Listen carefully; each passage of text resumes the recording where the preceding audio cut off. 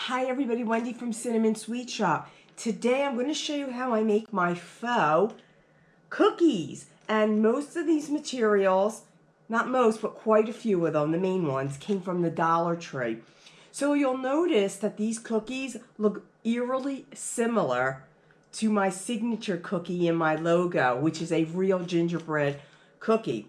And what I'm going to do with these when I'm done making them is probably make a wreath and hang them in the wreath somehow. I haven't really decided exactly what I'm going to do with them. I just know they look really cute and adorable. So the main supplies I used was this 4-inch wooden heart that I got at the Dollar Tree, some lightweight spackle that I got at the Dollar Tree. This is going to be the icing. You want lightweight or featherweight, not heavy spackle.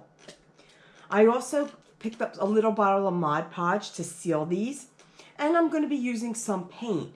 So the third cookie that I'm making, I'm actually going to make this black.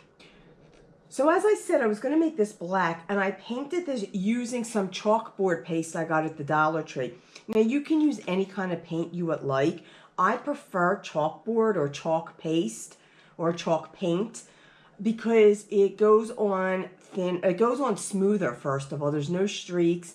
A little goes a long way, and it dries very quickly. So for these cookies, I use these cool stencils that I have, and I'm going to use another one for this cookie. Now, stenciling is not really one of my stronger points.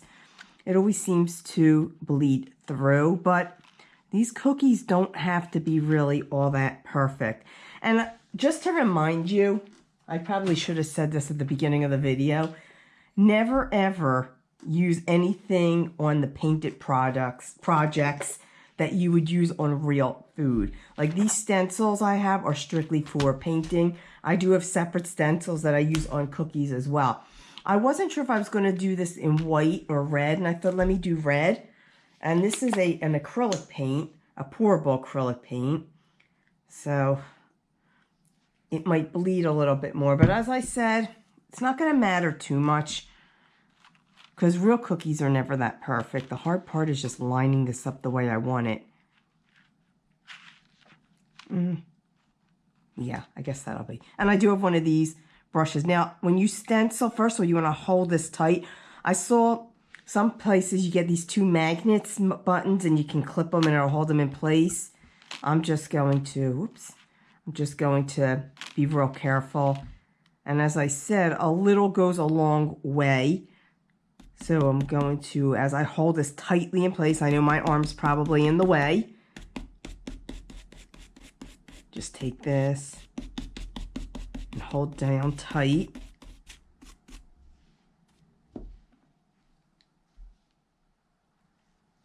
And there you go. Not too terrible.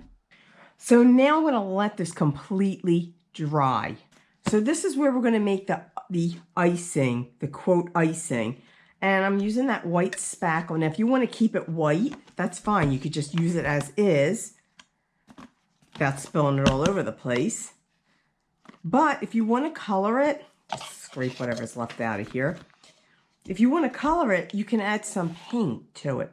So for this, I'm using the Dollar Tree red paint. Normally, I would never paint anything with this because it's so thin and runny and streaky. You need about 50 coats to actually use it as a regular paint. But it's perfect for coloring. So because this is naturally white, you will need a lot of paint because it's going to be turning a pink color. And this is going to take a lot of stirring. I'm using a plastic spoon that'll probably break just because I would never use my real spoon to mix this. As you can see, it's starting to turn color. Make sure you mix it really well. Get all those streaks out of it. So with that bit, it's a light pink, and I will be adding more. It just takes a lot of mixing. I'm going to add some more.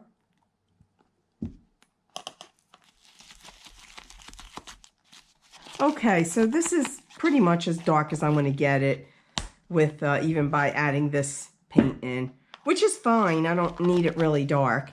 But you'll notice too, as you add more and more paint in, the spackle gets a little bit thinner and easier to mix around, but it's still holding its shape. That's very important. So here I have a disposable pastry bag. This happens to be an old star tip that I no longer use. If you don't have an old one, you can buy cheap plastic ones in the store. They're very inexpensive. And then, just like I would ice a real cookie, just going to add this to my pastry bag.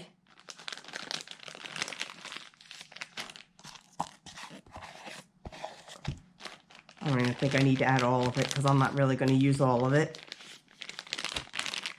Keep this. Push this down.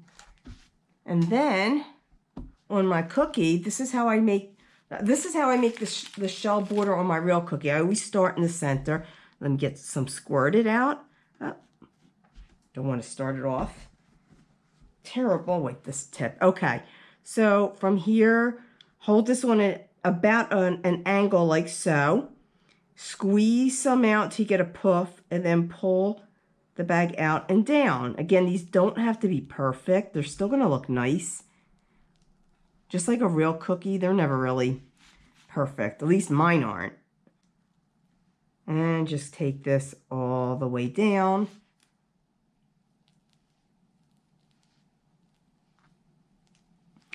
Now I'm going to start with the other side.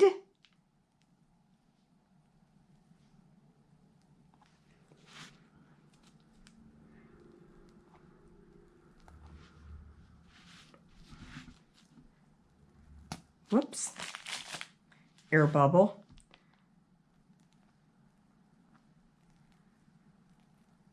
Put one more in there. See that? Now, before continuing, you definitely want to let this dry. And it's going to take at least 24 hours for this to dry. In the meantime, any leftover spackle, if you're going to use it again for another project, make sure it's kept in an airtight container. It would last probably a few days. While I'm waiting for that cookie to dry, I'm going to show you how I make the little chocolate heart. So to do this, I used some clay. This happened to be from Michael's Craft Smart. It's their cheapest one in brown. And then a little cutter, heart-shaped cutter. For the black, it would have been nicer to use white, like a white chocolate, but I just didn't have any around and didn't feel like running out to get any.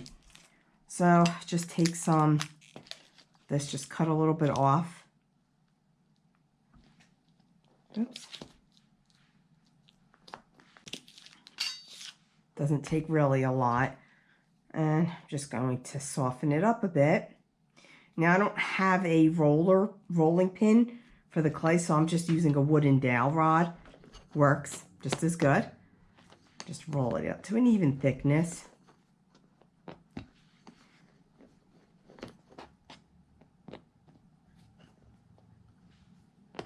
And then cut it with the heart. And then you're going to bake this as the manufacturer's directions recommend. This one says 275 degrees for 15 minutes.